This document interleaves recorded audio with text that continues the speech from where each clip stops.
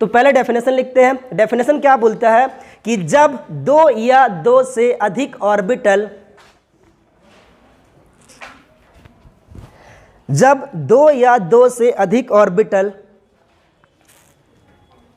जिनकी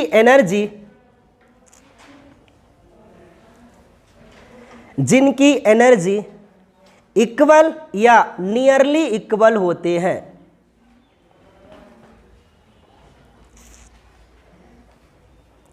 जिनकी energy equal या नियरली इक्वल होते हैं, आपस में कंबाइन करके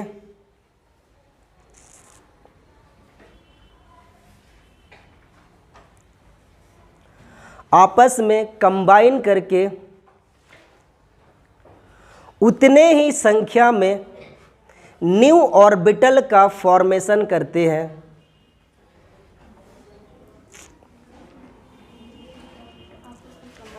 आपस में कंबाइन करके उतने ही संख्या में न्यू ऑर्बिटल का फॉर्मेशन करते हैं।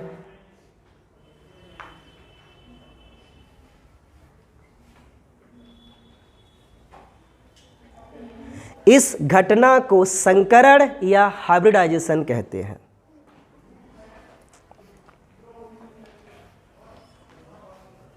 इस फिनोमेना को हाइब्रिडाइजेशन कहते हैं या इस घटना को संकरण कहते हैं।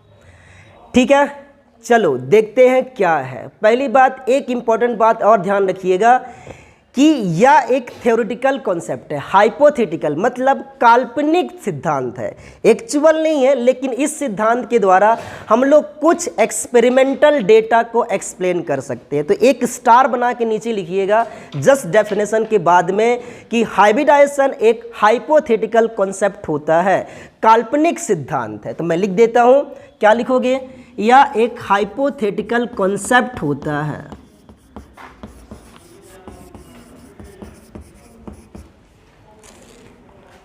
हिंदी में क्या बोलेंगे? काल्पनिक सिद्धांत, या और कुछ बोलते होंगे, यही तो बोलना चाहिए मेरे ख्याल से, हाइपोथेटिकल कॉन्सेप्ट। हाँ भाई, हिंदी गलत होगा तो देख लेना, इंग्लिश प्रीफर होगा ना, मतलब इंग्लिश गलत नहीं होगा, हिंदी हो सकता है एरर हो बट इंग्लिश गलत नहीं होगा। लिख लिए बेटा? चलो अब देखो क्या करने वाले हैं। यहाँ बस बहुत अच्छी चीज़ें समझते हैं, ध्यान से देखो। मैं क्या बोलता हूँ कि जब हम लोग ट्रिक्स जाते हैं उसके बाद इसका रूल सिखाऊंगा, रूल मैं बाद में सिखाऊंगा, पहले हम ट्रिक्स से क्वेश्चन सॉल्व करना सीखते हैं। हाइब्रिडाइजेशन तो सिंपल समझ में आ गया कि ऐसा जब दो या दो से अधिक ऑर्बिटल जिनकी एनर्जी सेम होती है या लगभग सेम होती है, आपस में कंबाइन करके उतने संख्या में न्यू ऑर्बिटल का फॉर्मेशन करते हैं, इस घटना को हम लोग हाइब्रिडाइजेशन बोलते हैं। ये बोल के रखा हो ना। अगर आप ध्यान से डेफिनेशन को पढ़ेंगे तो दो चीज समझ में आएगा। एक चीज तो ये कि ऑर्बिटल आपस में मिल रहे होंगे और मिलने के बाद उतनी ही संख्या में ऑर्बिटल का फॉर्मेशन कर रहे हैं। इसका मतलब ये हुआ कि हाइब्रिडाइजेशन के अंदर में इस ऑर्बिटल को हम टू कैटेगरी में डिवाइड कर सकते हैं। एक तो ऑर्बिटल्स को हम लोग बोलेंगे अनहाइब्रिड ऑर्बिटल्स। क्या होते हैं वो बात की बात है, लेकिन सबसे पहले यहां से लिख रहा हूं मैं अनहाइब्रिड ऑर्बिटल, और दूसरा ऑर्बिटल्स को हम लोग बोलेंगे हाइब्रिड ऑर्बिटल्स। मतलब मैं ऐसा बोल सकता हूं कि हाइब्रिडाइजेशन के अंदर में ऑर्बिटल को हम लोग टू टाइप में डिवाइड कर लेंगे, एक तो अनहाइब्रिड और दूसरा हाइब्रिड। देखो अनहाइब्रिड क्या बोलेंगे कि ऐसा ऑर्बिटल जो हाइब्रिडाइजेशन में पार्टिसिपेट करने वाले हैं, अभी तक किए नहीं हैं या करेंगे या फिर करने वाले हैं, उन ऑर्बिटल को बोलेंगे अनहाइब्रिड ऑर्बिटल। और जब यही अनहाइब्रिड ऑर्बिटल्स दोनों आपस में मिल जाएंगे और न्यू ऑर्बिटल का फॉर्मेशन कर लेंगे, उस ऑर्बिटल्स को बोलेंगे हाइब्रिड ऑर्बिटल्स। तो सबसे पहले इसका डेफिनेशन लिखते हैं कि अनहाइब्रिड ऑर्बिटल क्या होता है। तो लिखो, हाँ पहले बना लो, आराम से बना लो, कोई दिक्कत नहीं है। बहुत कॉन्सेप्चुअल है बेटा, बहुत ज़बरदस्त टॉपिक है, ये मेरे को अच्छे से आता भी है, ये रिकॉर्डेड भी हो रहा है।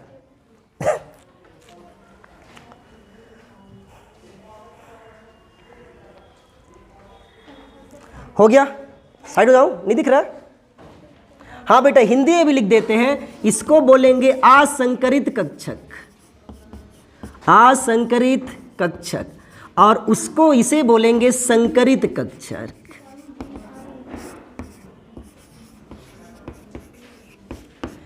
चलो सबसे पहले डेफिनेशन लिखो, अभी तक लिख ही नहीं पाए हैं।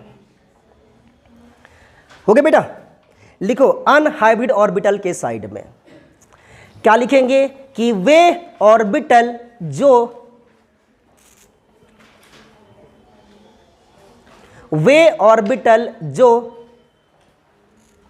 हाइब्रिडाइजेशन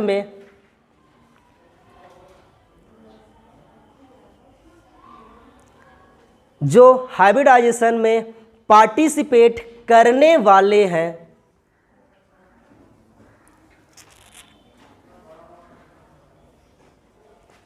उन्हें अनहाइब्रिड ऑर्बिटल कहते हैं।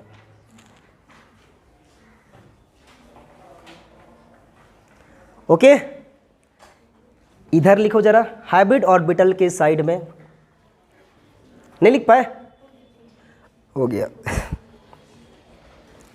हाँ इधर लिखो भाई, हाइब्रिड ऑर्बिटल्स क्या लिखोगे कि मैं ये बोला कि अभी तो वो कंबाइन हुए नहीं है, कंबाइन होने वाले हैं, तो जो कंबाइन होने वाले उसको क्या बोले हैं, अनहाइब्रिड, और जो कंबाइन होकर न्यू ऑर्बिटल का फॉर्मेशन करेंगे उसे क्या बोलेंगे, हाइब्रिड ऑर्बिटल्स। ठीक है, तो लिखो वे ऑर्बिटल्स, या ऐसे बोल सकते हो अनहाइब्रिड ऑर्बिटल आपस में मिल करके, लिखो अनहाइब्रिड ऑर्बिटल आपस में मिल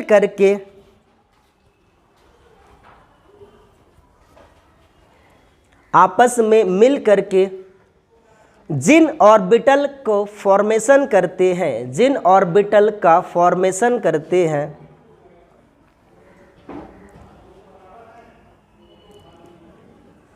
उन्हें हाइब्रिड ऑर्बिटल या संकरित कक्षक कहते हैं।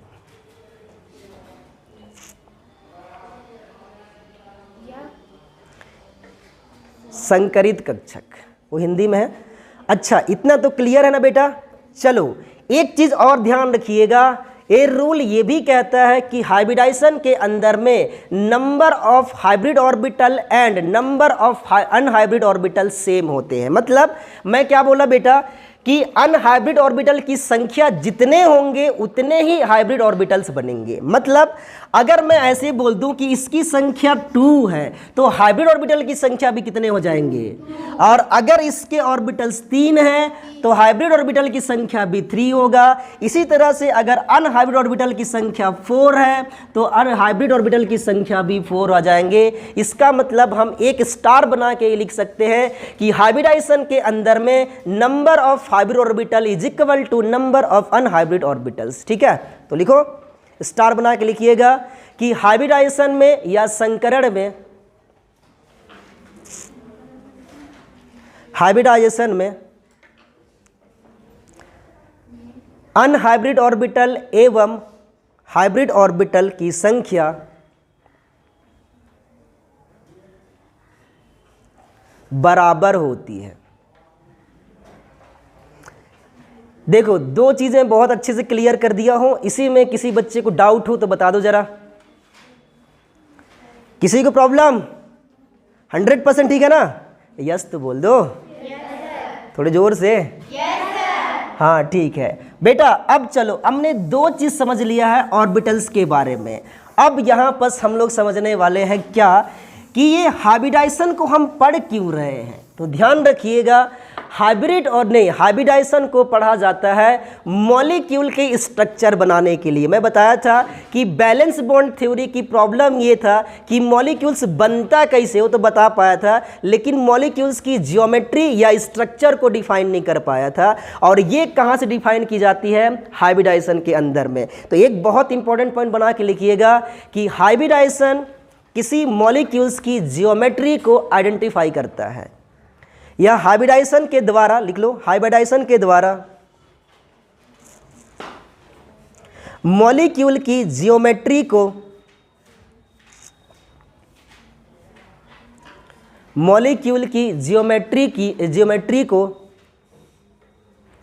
आइडेंटिफाई किया जा सकता है।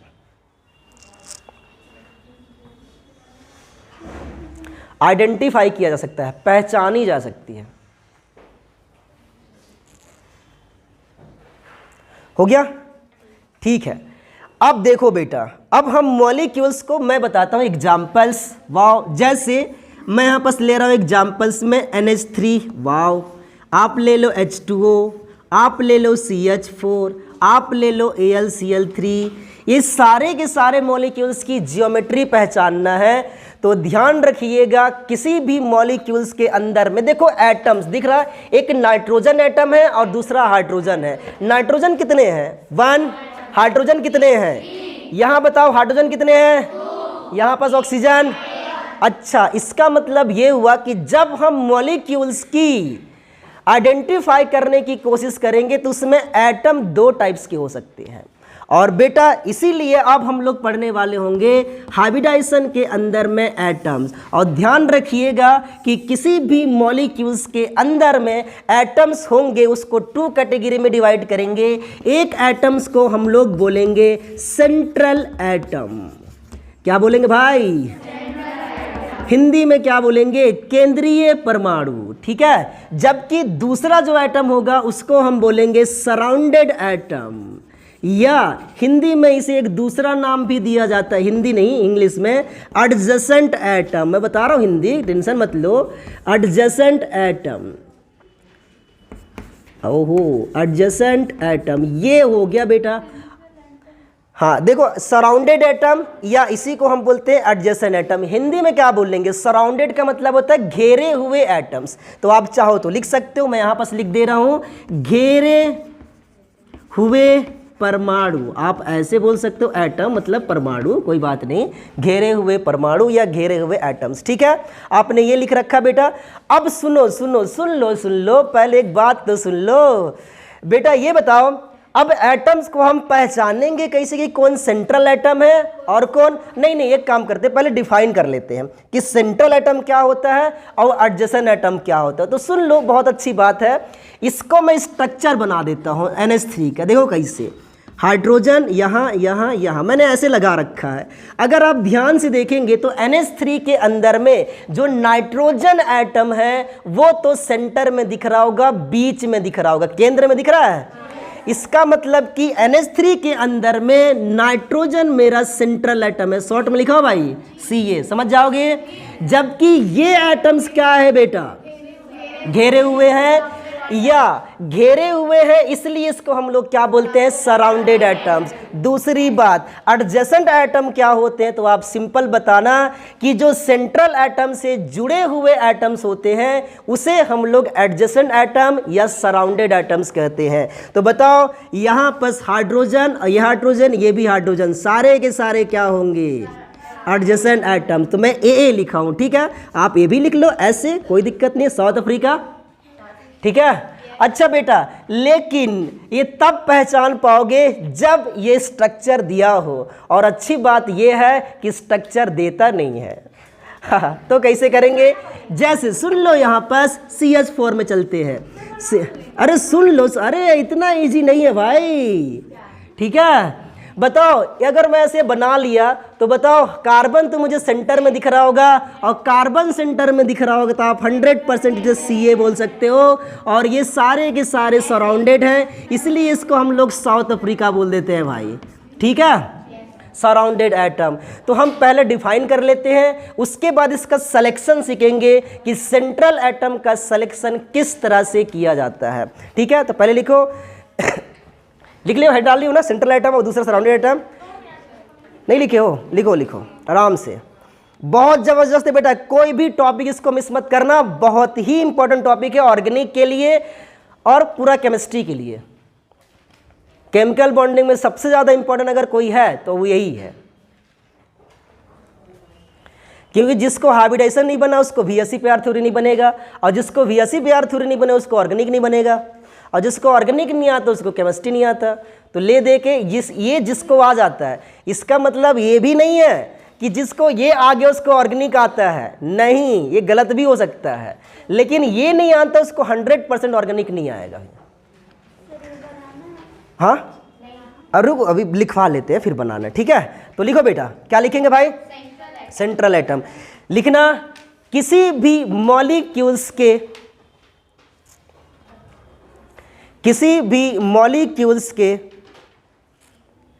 सेंटर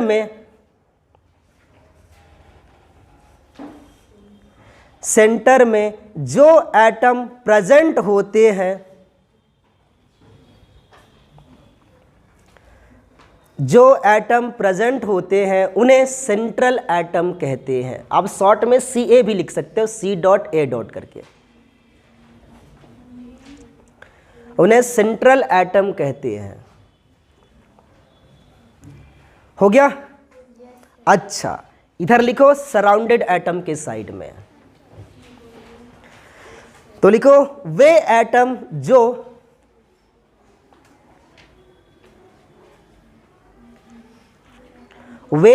जो एडजेसेंट नहीं सेंट्रल एटम से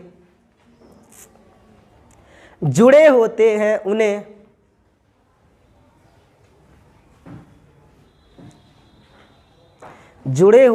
उन्हें एडजेसेंट एटम या सराउंडेड एटम कहते हैं।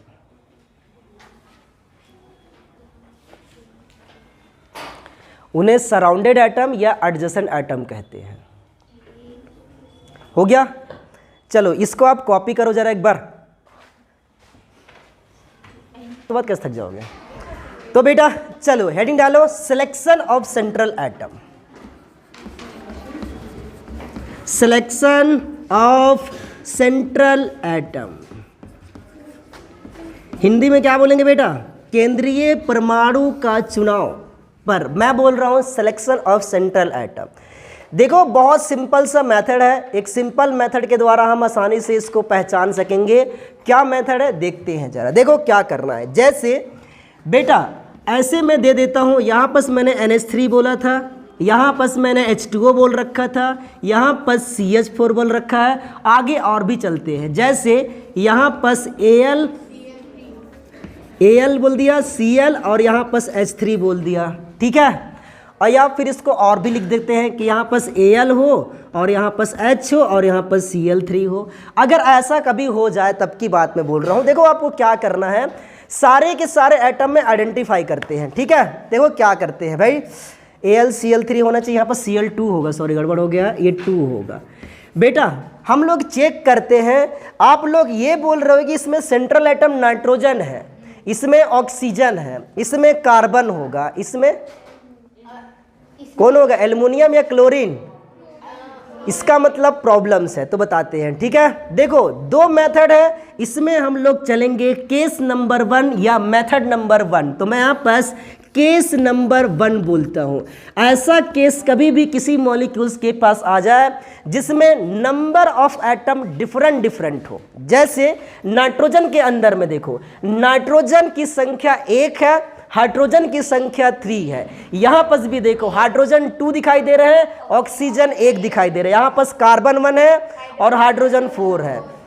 तो अगर ऐसा कभी भी आ जाए तो आप समझ जाना कि जिस एटम की संख्या कम होगी या कम संख्या में प्रेजेंट होंगे वही सेंट्रल एटम को बिलोंग करेगा, ठीक है। तो केस नंबर 1 डालो और लिखो।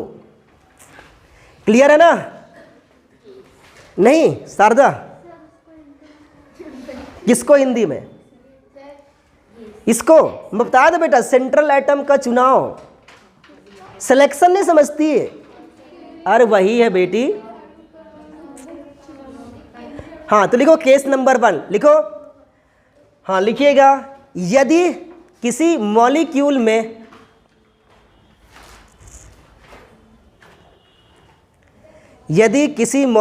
में एटम की संख्या भिन्न भिन्न हो या डिफरेंट हो, तो भिन्न भिन्न लिखना आप लोग।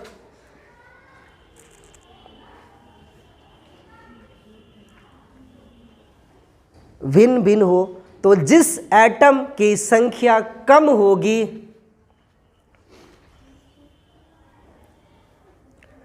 वही सेंट्रल एटम होगा। कंफर्म? अच्छा चेक करते हैं यहां पर बेटा, देखे जरा इधर, नहीं लिख पाया अभी तक, बहुत अच्छी बात है।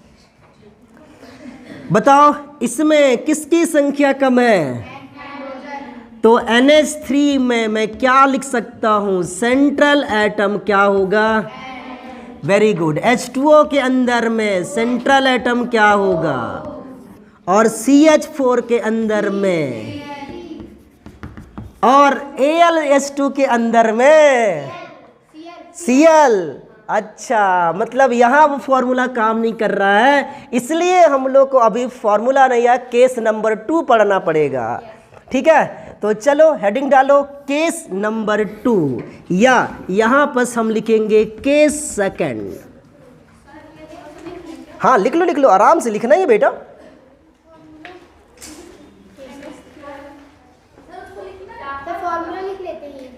ये का एग्जाम्पल बोल रही, ये एग्जाम्पल नहीं है, मतलब इस हाँ एग्जाम्पल है। एग्जाम्पल में इसमें सेंट्रल एटम कौन है, नाइट्रोजन, इसमें कौन है, ऑक्सीजन, इसमें कौन है, कार्बन। यही तो मैं बोल रहा हूँ यहाँ बस।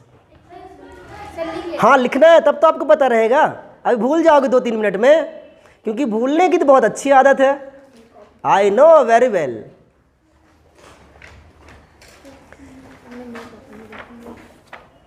केस नंबर सेकंड, इसमें क्या बोलता है कि अगर कैसे आ जाए, मैं तो बोलता हूँ हमेशा आप केस सेकंड अप्लाई करो, हमेशा और हमेशा, लेकिन ये थोड़ा टफ है लेकिन एग्जैक्ट है।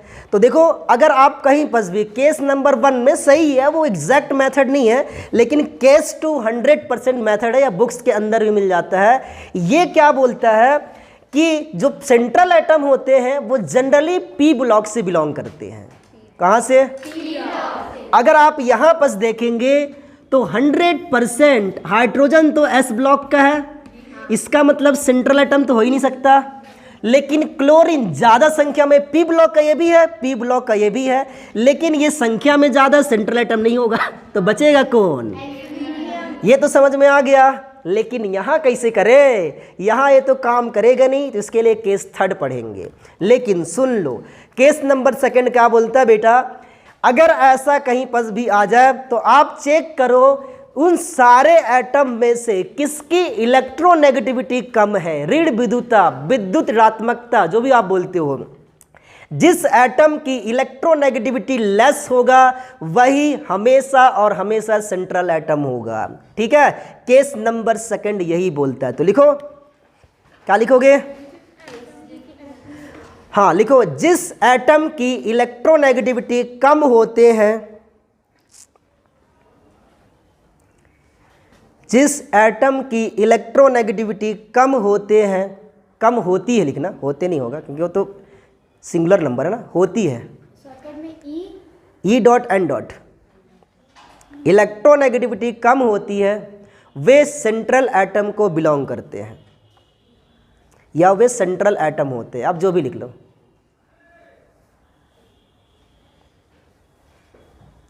हो गया? क्लियर है इतना? चलते हैं जरा बेटा। अब बताओ, हमको इलेक्ट्रोनेगेटिविटी कॉन्सेप्ट तो नहीं पता है, लेकिन हम चेक कर लेंगे। एल्युमिनियम, ये तो नहीं है, काट डालें, इसमें चेक करना है।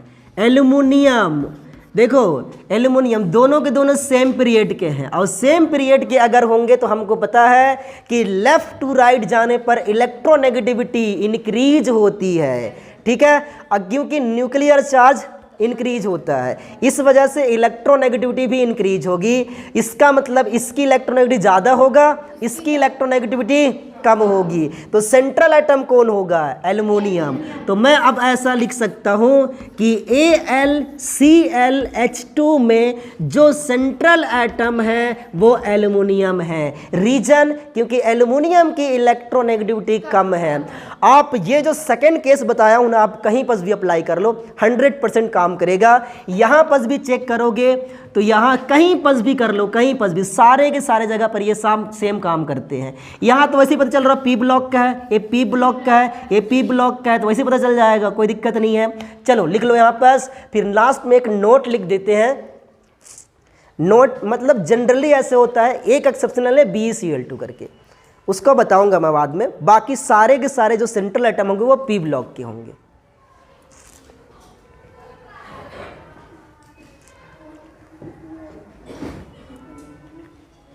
कर लिए कॉपी? नीचे स्टार बना के लिखो भाई, नोट बना के। क्या लिखेंगे कि सेंट्रल एटम कहाँ के होते हैं जनरली? पी ब्लॉक के। तो लिखो central atom generally P block से बिलोंग करते हैं।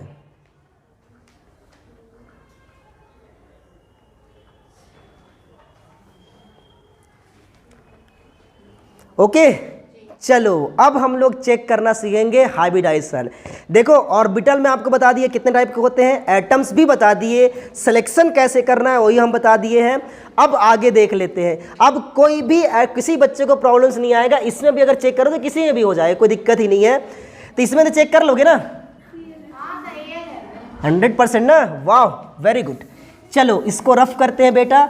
अब हम लोग चेक करने वाले होंगे हाइब्रिडाइजेशन कैसे होता है, लेकिन लेकिन लेकिन अभी भी काम बचा हुआ है, सुन लो। ये जो एडजेसेंट एटम है ना बेटा, ये एडजेसेंट एटम बहुत टाइप्स के होते हैं। कैसे समझाते हैं, ये तो हो सकता है कौन कौन सा टाइप का, नंबर 1 ये होते हैं मोनोवैलेंट, या फिर इसी को बोलते हैं यूनिवैलेंट। हिंदी में बता दो इसको बोलेंगे क्या, पता नहीं। अच्छा दूसरा होते हैं बाईवैलेंट, या इसी को कभी कभी डाईवैलेंट भी बोल देते हैं, पर हम बाईवैलेंट बोलेंगे। थर्ड होता है ट्राईवैलेंट। अच्छा हिंदी याद आ गया भाई। चौथा क्या होगा, टेट्रावैलेंट, लेकिन आई है टेट्रावैलेंट, ठीक है। देखो अभी आपको तुरंत समझ में आ जाएगा, एकदम 1 सेकंड की काम है। एक संयोजी, क्या बेटा, ये क्या बोलेंगे, वाह टैलेंटेड तो हो। मैं ना लिखूं, ना लिखूं ना, bracket fill in the blanks, bracket fill in the blanks, हो गया। अच्छा बेटा सुन लो, पहचानेंगे कैसे, तो क्या करना, सेंट्रल एटम का सबसे पहले इलेक्ट्रॉनिक कॉन्फ़िगरेशन निकालना और उसमें चेक करना कि अनपेयर्ड कितने हैं। जैसे देखो इधर हाइड्रोजन था ना बेटा, एडजेसेंट एटम CH4 के अंदर में, तो हाइड्रोजन 1 लिखो और इसका इलेक्ट्रॉनिक कॉन्फ़िगरेशन लिखो, 1s1 होता है। अब इसका ऑर्बिटल में फिल करो, बताओ इसके अंदर में कितने नंबर ऑफ अनपेयर्ड इलेक्ट्रॉन्स हैं। और अगर एक अनपेयर्ड आ जाए तो समझ जाना ये होगा मोनोवैलेंट या फिर बोलेंगे यूनिवैलेंट। लेकिन अगर ऐसा एटम जिसके बैलेंस सेल में 2 अनपेयर्ड इलेक्ट्रॉन्स हो जाएं तो उसको बोलेंगे बाईवैलेंट या द्विसंयोजी। अगर 3 आ जाए तो कैसे चेक करके देखें, ऑक्सीजन जैसे देख लो ऑक्सीजन 1s2, यहाँ 2s2, 2p4, ऐसी होता है ना। अच्छा कोई दूसरा मेथड नहीं है क्या इसके अलावा, अरे बहुत मेथड है भाई। 1 2 4 हो गया, कितने अनपेयर्ड क्या होंगे, बाईवैलेंट ना, डाईवैलेंट या बाईवैलेंट। बेटा इसका कुछ दूसरा तरीका है देखो ऑक्सीजन का ग्रुप नंबर क्या है 16, और 16 होगा मतलब बैलेंस इलेक्ट्रॉन कितने हो जाएंगे। सबसे पहले बनाओ इसका लेविस डॉट स्ट्रक्चर, कैसे 1 2 3 4 5 6, ये तो पेयर्ड है, ये क्या है, इसका मतलब क्या होंगे। तो आप जिस भी मेथड से बना लो, जिनको ये आता है, हालांकि सबको आता होगा, जिनको ये आता है इससे बना लो, जिनको नहीं आता हो इससे बना लो, पर बनाना तो पड़ेगा। इस तरह से नाइट्रोजन चेक करते हैं, रुक जाओ नाइट्रोजन बताना, कहाँ पास लिखूं, यहाँ पास देख लो भाई। नाइट्रोजन बताओ बेटा कौन सा ग्रुप का है, 15 ग्रुप, 17 कहाँ से रहेगा, 15 कितने हो जाएंगे 1 2 3 4 5 होगा ना। कितने अनपेयर्ड, मतलब कौन सा होगा, समझ में आ गया। कॉपी करो, लिख लेते हैं पहले, ये पहले कॉपी कर लो, बाकी ये HW रहेगा भाई। मैं एग्जाम्पल बता दूंगा, टेट्रावैलेंट के एग्जाम्पल है नहीं है, यहाँ नहीं है, कोऑर्डिनेशन में हम लोग पढ़ेंगे, ठीक है। तो सबसे पहले लिख लो भाई यहाँ पास मोनोवैलेंट, और उसका मैं डेफिनेशन लिखवा देता हूँ।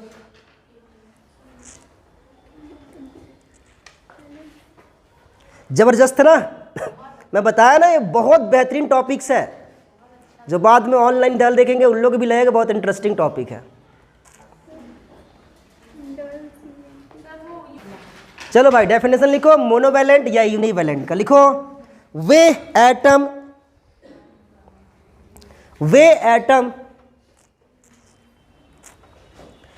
जिसके वैलेंस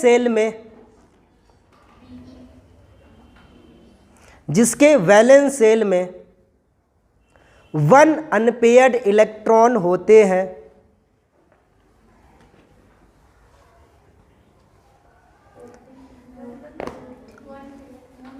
जिनके पास या जिनमें 1 अनपेयर्ड, एक अनपेयर्ड इलेक्ट्रॉन होते हैं,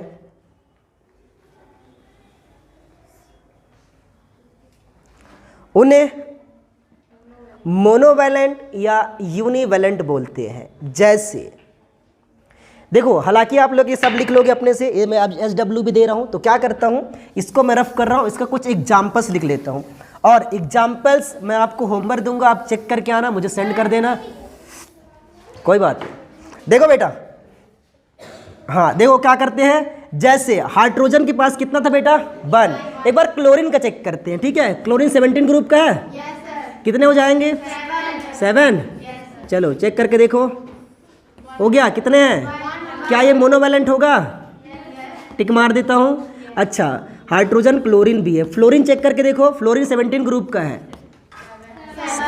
मतलब 1 2 3 4 5 6 7, कितने अनपेयर्ड, ये भी क्या है मोनोवैलेंट, ठीक है, समझ गए।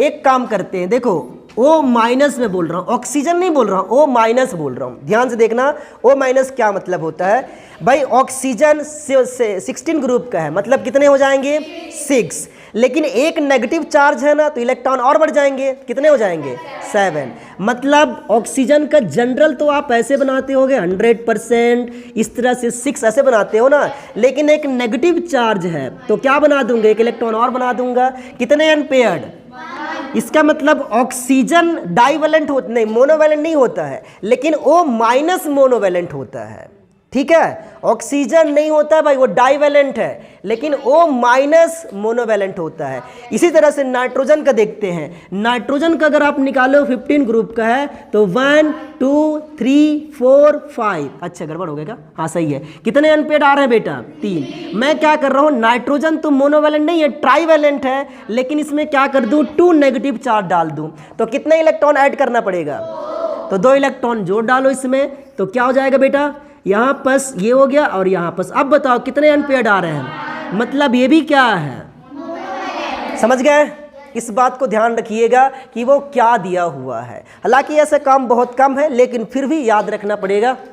चलो भाई SW रहेगा, ये SW किसे का चेक कर रहा है, जैसे मैं कराता हूँ फॉस्फोरस का, ठीक है, फॉस्फोरस रहेगा, और मुझे क्या कराना है, इसके अलावा बस इतना ही तो करना है, हाइड्रोजन तो हमको पता है, नाइट्रोजन कर लेना और ये ऑक्सीजन कर लेना, बस इतना आपको 4 करके आना है। SW रहेगा, चेक करना है कि ये कौन सा वैलेंट है, मतलब मोनोवैलेंट की डाइवैलेंट ट्राइवैलेंट, साथ ही साथ एक और कर लेना बेटा Br, ठीक है, ये आपको करना है HW रहेगा। तो ये चारों चीज़ों आप कैलकुलेट कर लेना और मुझे सेंड कर देना, हो सके नहीं तो कल दिखा देना।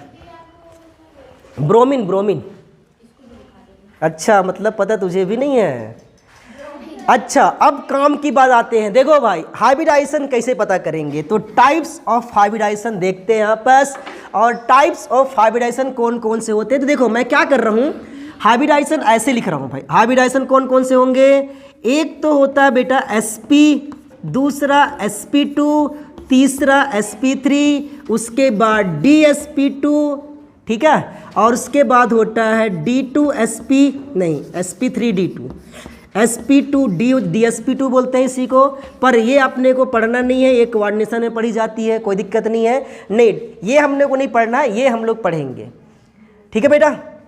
इसके अलावा होता है sp3d, या इसी को कभी बोलते हैं dsp3, ये भी हम लोग को कोऑर्डिनेशन के अंदर में पढ़ना है, बट फिर भी एक और है बेटा sp3d2, sp3d2, या इसी को हम लोग कभी कभी बोल देते हैं d2sp3। होता क्या है अभी हम देख लेंगे, कोई बात नहीं है।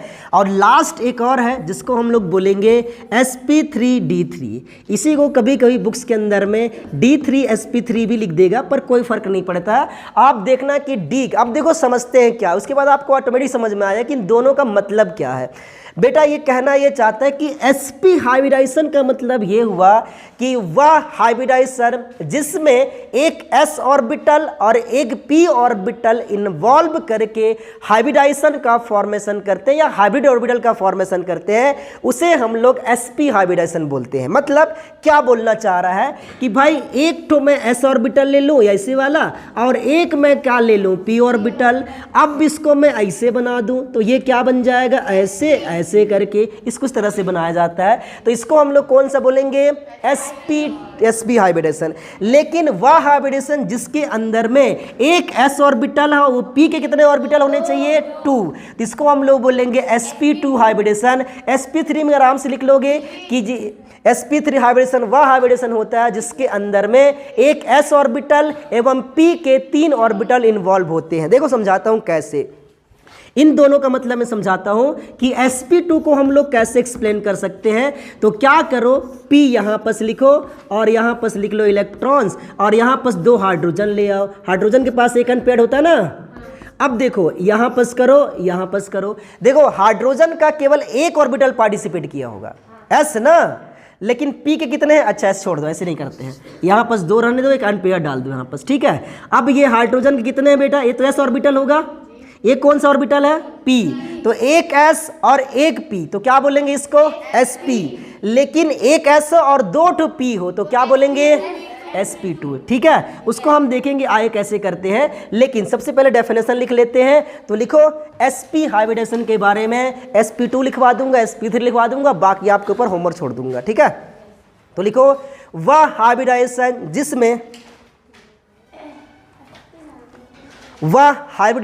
जिसमें एक s ऑर्बिटल एवं एक p ऑर्बिटल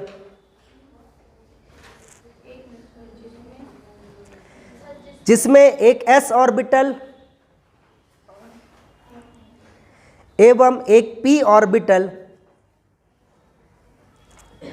आपस में मिल करके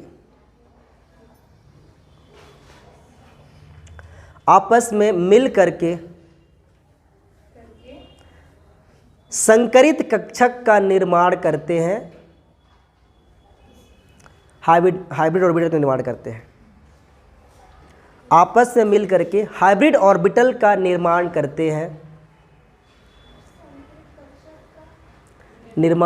भाई फॉर्मेशन करते हैं, अच्छा फॉर्मेशन बोलना चाहिए था, फॉर्मेशन करते हैं, उन्हें sp हाइब्रिडाइजेशन कहते हैं।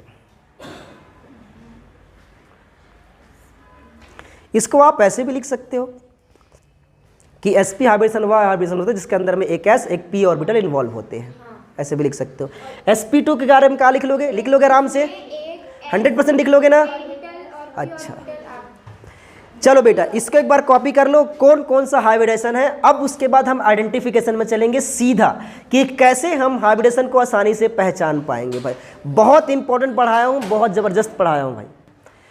तो बेटा देखो क्या करना है, हाइब्रिडेशन बनाने के लिए कुछ मेथड है।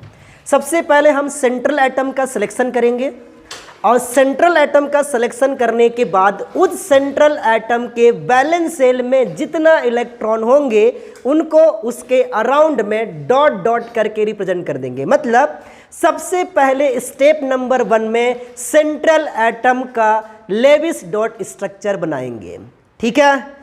क्या बनाएंगे, जैसे सबसे पहली बात सुनो यहाँ पर कि जो H हाइब्रिडाइजेशन को मैं H लिख रहा हूँ, और जो H होता है ना वो बराबर होता है इलेक्ट्रॉन पेयर के। अब इलेक्ट्रॉन पेयर किसको बोलते हैं बेटा, bond pair plus lone pair, मैं सिखाया हूँ ना। अच्छा तो मतलब मैं बोल सकता हूँ कि H = होगा Bp प्लस Lp, जिसको हम लोग इलेक्ट्रॉन्स पेयर बोल सकते हैं। अगर देख लो कभी भी इलेक्ट्रॉन्स पेयर आ जाए 2 तो समझ जाना वो होगा sp, और अगर कभी भी इलेक्ट्रॉन्स पेयर आ जाए 3 तो समझ जाना होगा sp2। अगर आ जाए ये 4 तो हम लोग क्या बोलेंगे, sp3 बोलेंगे। अगर इसके इक्वल टू इलेक्ट्रॉन्स पेयर आ जाए 5, अरे कितना होगा, तो dsp3 बोलेंगे। 3 4 5 हुआ ना, ds 6 हुआ क्या, 3 4 5 सही तो बेटा। अच्छा यहाँ पर 4 होगा ऐसे बोल रही है sp2, ठीक है। तो 2 एक 3 और एक 4 हुआ ना। अच्छा आगे आगे आगे, इलेक्ट्रॉन्स पेयर इक्वल टू कितना आ सकता है, 5, तो कौन सा हाइब्रिडाइजेशन, sp3d। कितने हो गए भाई, 3 4 5 सही तो है। इसी को हम लोग क्या बोल के रखे हैं, dsp3, यही बोल के रखे ना, कोई दिक्कत नहीं है, आप जैसे ही बोल लो कोई फर्क नहीं पड़ता है। अच्छा आगे कर लोगे, अच्छा ये करो, सुन लो, उसके बाद आप कॉपी करते रहो ना, बता देता हूँ। सबसे पहले चेक करते हैं बेटा, इधर को रफ कर रहा हूँ मैं ताकि थोड़ा सा समझ में आ जाए हम लोग इलेक्ट्रॉन्स पेयर कैसे काउंट करेंगे। सुन लो सुन लो सुन लो, बहुत अच्छी बात है। नाइट्रोजन में काउंट करते हैं, नाइट्रोजन वापस गड़बड़ हो गया था ना, पहले हम CH4 काउंट करते हैं। CH4 में चेक करते हैं कि हाइब्रिडेशन का है, देखना गारंटी क्वेश्चन पूछेगा। CH4 हालांकि NH3 और H2O पूछा है आज तक, पर रिकॉर्ड में भी आता है, तो पूछ सकता है CH4 में हाइब्रिडेशन कौन सा होता है। ठीक है, तो आप क्या करना, मेथड नंबर 1 क्या है बेटा, इस मॉलिक्यूल का सेंट्रल एटम का सिलेक्शन करना है, उसका क्या बनाना है, लेविस डॉट स्ट्रक्चर। तो करो मेथड नंबर 1, क्या 1 2 3 4, ओके। हाइड्रोजन का क्या बनाना है, लेविस नहीं, अनपेयर्ड इलेक्ट्रॉन की संख्या कितने होते हैं, मोनोवैलेंट की डाइवैलेंट ट्राइवैलेंट, क्या है मोनोवैलेंट ना, मतलब क्या आएगा 1, ऐसे आएगा ना भाई। अच्छा ये इसके साथ इसके साथ इसके साथ, अब इलेक्ट्रॉन पेयर काउंट करो भाई, इतना बराबर क्या होता है Bp प्लस Lp। बताओ इसमें बॉन्ड पेयर कितने हैं, बॉन्ड पेयर मतलब जो बॉन्ड बनाए होंगे, ये बॉन्ड बनाया है, ये बॉन्ड बनाया है, ये बॉन्ड बनाया है, ये 1 पेयर 2 पेयर 3 4, कितने पेयर, तो बॉन्ड पेयर आ गए 4, लोन पेयर कितने, तो इलेक्ट्रॉन्स पेयर कितना आ गया, और 4 आने पर कौन सा हाइब्रिडाइजेशन देख लो, कौन सा, इसका मतलब कि CH4 में कौन सा पाया जाता है, बहुत अच्छी बात है, ठीक है। अच्छा और चेक कर, नाइट्रोजन में चेक करते हैं, जो गड़बड़ हुआ था ना, नाइट्रोजन चेक करते हैं, देखो कैसे भाई, स्क्रीन से बाहर नहीं जाना चाहिए। NH3 कर लेते हैं, बताओ इसमें सेंट्रल एटम कौन है भाई, ग्रुप नंबर 15 का मतलब 1 2 3 4 अब 5, ऐसे होगा। हाइड्रोजन मोनोवैलेंट क्या है, मोनोवैलेंट डाइवैलेंट ट्राइवैलेंट, मतलब कितने अनपेयर्ड होंगे, 1 होंगे ना, sigma bond sigma bond sigma bond. अब काउंट करो आप कि इसमें कितने नंबर ऑफ इलेक्ट्रॉन पेयर है, तो काउंट करते हैं, कहां पर लिखूं, EP इक्वल टू क्या होता है Bp plus Lp, bond pair कितने और लोन पेयर कितने, तो इलेक्ट्रॉन्स पेयर कितने आ गया, और अगर आ गया तो हाइब्रिडाइजेशन कौन सा होगा, बस इसीलिए यहाँ पर मेरा गलती से sp3 लिखा गया था, क्योंकि इसमें हाइब्रिडाइजेशन कौन सा होता है sp3। सिग्मा बॉन्ड को नहीं काउंट करना है, आपको क्या करना है बेटा, क्या करना है, number of electrons pair count करना है, ठीक है। चलो तो ये कॉपी कर लो, घंटी भी लग गई है, बाकी लंच ब्रेक के बाद पढ़ते हैं गैस स्टेट फिजिकल केमिस्ट्री में।